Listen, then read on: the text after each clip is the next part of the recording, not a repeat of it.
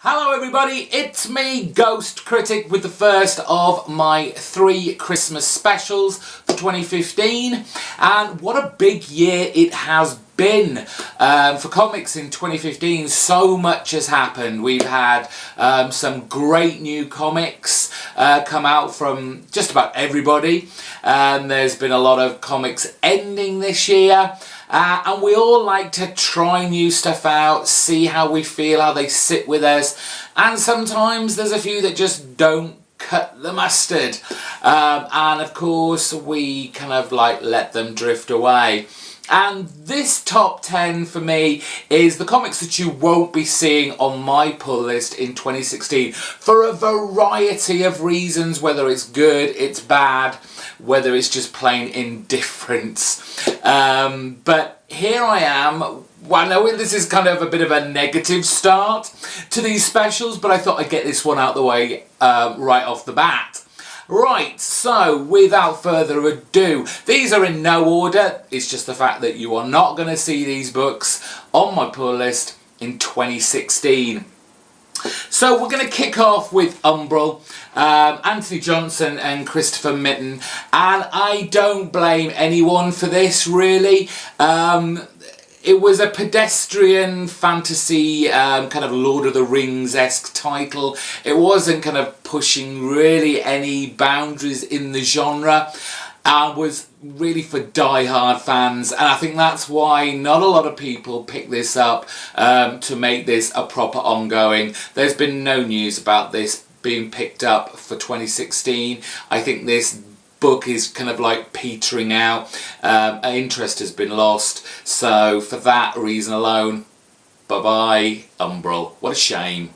This one I have had no news about. It kind of went for 6 issues. Ganas, Seaman, Corona, Wands and Casata.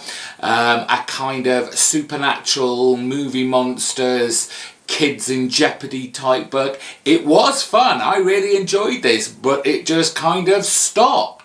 And I've not read any news about what is happening with this title, which is such a shame. But Ganas is gone. Simple as. Shutter. Joe Keating and Leila Del Duca. I absolutely adored this book from the start, and I just feel it lost its way as it kind of got to where I am now here with this issue. And I just gave up basically. It had this fantastic already fully realised universe where like humans and these kind of animalistic creatures lived side by side, and it just felt exciting. Slightly chaotic at the start, but it kind of calmed down a bit. But then I don't know what happened. It heavily featured like family and this strange kind of all these family members that Kate didn't know about, but there was just no full intrigue in there for me. I'm not particularly interested in finding out the answers, and it kind of digressed all over the place, and then we had this kind of Kate losing her memory, and I wish I could lose my memory regarding this title too, unfortunately. Another one that I was very excited for to begin with was Birthright. I didn't actually pick this up when it first started, because when I saw the first cover it felt very, I don't want to say adolescent, but very childlike. I thought it was very much aimed for a different audience than myself. But then when I heard all you lot out there talking about it and saying how good it was, I thought, right, okay, let's pick this up. Let's have a go with it. Fortunately, I was able to find the back issues of this and get back up to date and continued with it. And for a while again, this was a book that I was really enjoying. I liked the kind of flashbacks of our main character when he was a boy, getting trained up to be, you know, kind of the chosen one.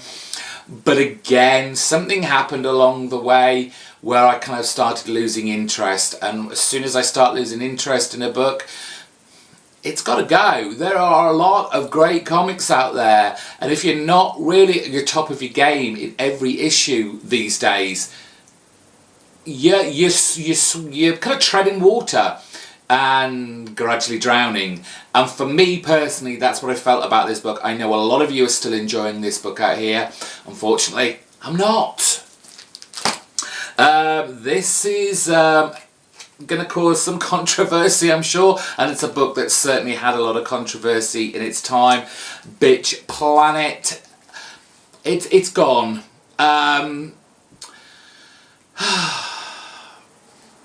It's difficult to talk about this book because it has been so wrapped up in controversy and the kind of tag that this has been given of a feminist agenda behind it.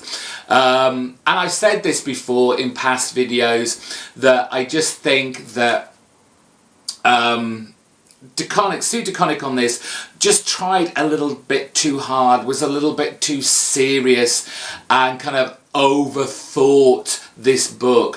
What could have been a real good kind of sci-fi exploitation 70s movie homage just kind of got too mired in its political aspirations. When you hear that a writer takes so long to write the next issue because they can't get... They're trying to portray an all-female shower scene and not make it overly sexual, then you just think, is this the right book that you should be writing, and should you be promoting your feminist ideas in another format? Because the naked body, male or female, it's sexual. You can't get away with that. This last issue that I bought, issue 5, it kind of said on the front, steal yourself a heartbreak. Yes, a character died in this. Who was this character? I've no idea. This book took a long time to come out between issues. It lacked its momentum. You know, we're kind of like 3 issues in and they're already talking about standalone stories to help the writers and the artists catch up. It just felt like this was trying too hard and hurt the book a lot. So, bye-bye Bitch Planet. Maybe didn't give this book that good a try. I got very excited about the premise of kind of like 80s horror, but in present day. Survivors Club, one of the new horror titles coming out of Vertigo, but it just didn't hit anything in a good way to me. I was confused by the first issue. None of the characters kind of I could make a connection with. The story kind of seemed all over the place. The art style, while it kind of was reminiscent of Vertigo of old, it just wasn't enough to make me go, I'm going to pick up the next issue. I mean, if you want a good horror title that's coming out of Vertigo right now, Gail Simone's Clean Room, hands down, wins the battle between these two books. So, Survivors Club, sorry I didn't give you that much of a chance. I gave you 1 issue, you couldn't handle it. This is all your fault. No one picked this up, and my God, why didn't you? Gotham, by midnight. Oh, you should have been picking this up. This book, it's on, the penultimate issue has just come out, and wow, it was a corker. Unfortunately, there's only one more issue to go, but it just felt like there is so much more this book had to offer. Ray Fawkes, originally starting this book with Ben Temple-Smith, fantastic artist, really kind of hit the nail on the head with the whole kind of supernatural dark side of Gotham, throwing in kind of Jim Corrigan and with the Spectre and these kind of motley crew with kind of supernatural ghostly connections, and it was just such a good underappreciated book. I know when it was told it was getting cancelled, it was getting cancelled at the same time as Omega Men. Apparently Omega Men had a bigger following and everyone shouted and screamed about that being cancelled, so that got some more extra issues. I don't know whether that's going on further to becoming an ongoing again, but to be honest, from what I hear about people talking about Omega Men, it's not as good as it was. So shame on you for not championing this book instead of Omega Men. I'm sorry to see this one go. The next one, I haven't 100% decided on, but my track record of it in 2015 has not been good. It's Batman Detective Comics from DC.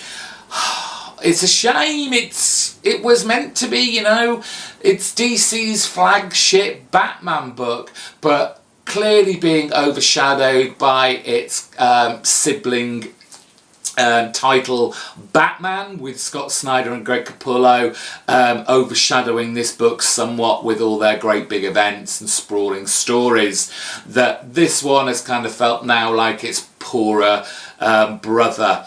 And obviously with the introduction of James Gordon as our kind of Robo-Batman, I just felt so disheartened about this book. I've said that I'll probably give it till issue 50 on this, which is only about 3 or 4 more issues to go.